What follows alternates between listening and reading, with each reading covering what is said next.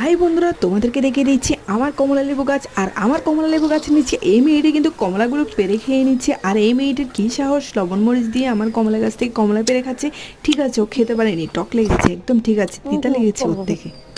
প্রথমেই কিন্তু দুইটা কাঁচা পাকা আম নিয়ে নিয়েছি কলা পাতা। এবার কিন্তু ভালো করে ধুয়ে নিয়ে কিন্তু কেটে নিচ্ছি। আর দেখতেই পাচ্ছ 4 ফালি করে আমটা কেটে নিয়েছি। এবার কিন্তু দিয়ে দেব লবণ আর দিয়ে দেব গোলমরিচ।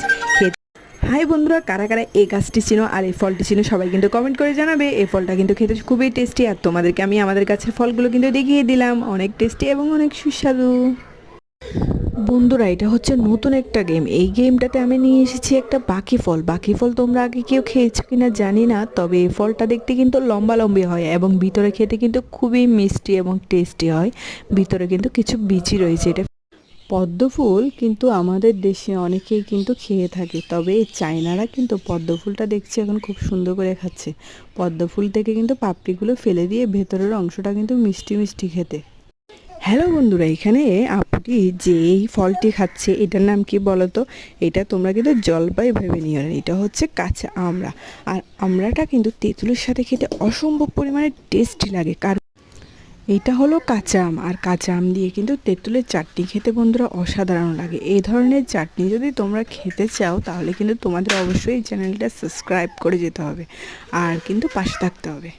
আজ তোমাদেরকে করে দেখাবো কাঁচা আমের ভর্তা। এই জন্য ভালো করে ধুয়ে কেটে নিচ্ছি, আমগুলো ভালো করে ধুয়ে কেটে নিলাম। এবার কিন্তু আমি নিয়ে নিব উপকরণগুলো। আর তার জন্য কিন্তু আমগুলো ছোটো ছোটো টুকরা করে নিয়েছি। আর এবার কিন্তু দিয়ে দেব কাঁচা মরিচ, বিট লবণ। হাই বন্ধুরা, তোমাদেরকে করে দেখাবো পাকা পেয়ারার আজকে নতুন একটা রেসিপি। প্রথমে কিন্তু পেয়ারাটাকে ভালো করে ধুয়ে ছুরি দিয়ে এভাবে করে কিন্তু 4 টুকরো করে কেটে নিয়েছি। দিয়ে দিলাম লবণ, গোলমরিচ আর দিয়ে দিয়েছি শুকনো লঙ্কার গুঁড়া। এবার ভালো করে মেখে নিয়ে কিন্তু দেখো একটা একটা করে। এটা কী ফল বন্ধুরা তোমরা দেখি বলো তো? এটা হচ্ছে বড়ই ফল। আর বড়ই ফল কিন্তু আমাদের দেশেও এখন চলে এসেছে। আর এখন কিন্তু বড়ই ফলের সিজন। তোমরাও চাইলে কিন্তু শুকনো লঙ্কা আর নুন দিয়ে সুন্দর করে মেখে মেখে কিন্তু বড়ই ফল খেতে পারো, খুবই টেস্ট। কদবেল খেতে কিন্তু খুবই টেস্টি হয় এবং ইয়ামি হয়। কদবেল ভাঙার পরে দেখবে ভেতরে কিন্তু কালো কালো হয়ে আছে, এটা কিন্তু কদবেল পচে যায়নি, কদবেল কিন্তু পাকলেই এরকম হয়ে যায়।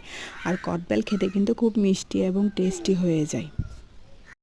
হাই বন্ধুরা, তোমাদেরকে দেখিয়ে দিচ্ছি আমি কি খাচ্ছি। আমি আজকে লবণ আর মরিচ দিয়ে খাচ্ছি এক ধরনের টক ফল। এটা যদিও তোমরা জলপাই মনে করছো, এটা কিন্তু জলপাই না, এটা হচ্ছে কাঁচা লটকন। এই লটকনটা খেতে কিন্তু খুবই টক এবং ইয়ামি। এই ফ্রুটসটার নাম কে কে জানো না? এই ফ্রুটসটার নাম হচ্ছে প্লাম ফল। আর এই ফ্রুটসটা খেতে কিন্তু খুবই টেস্টি, অনেকটা আপেলের মতো মিষ্টি মিষ্টি স্বাদের, একটু একটু টকটকও রয়েছে। কিন্তু এটা যদি একটু লবণ মরিচ আর রসুন বাটা দিয়ে খাওয়া হয় খুব কিন্তু টেস্টি লাগে। তোমরা একবার খেয়ে ট্রাই করে দেখতে পারো। তোমাদেরকে আজকে যে ফলটা দেখাবো সেটা কিন্তু তোমরা আগে কখনোই দেখোনি, কেউ দেখেছো কেউ দেখোনি। এটা হচ্ছে কদবেল।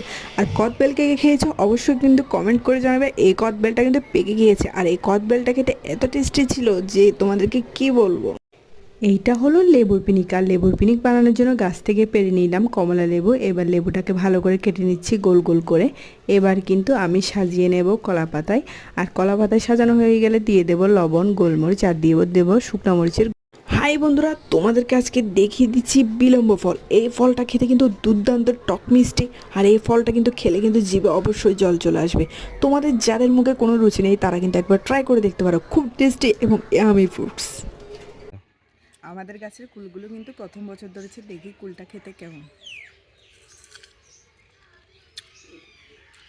খুব টেস্ট আছে কিন্তু।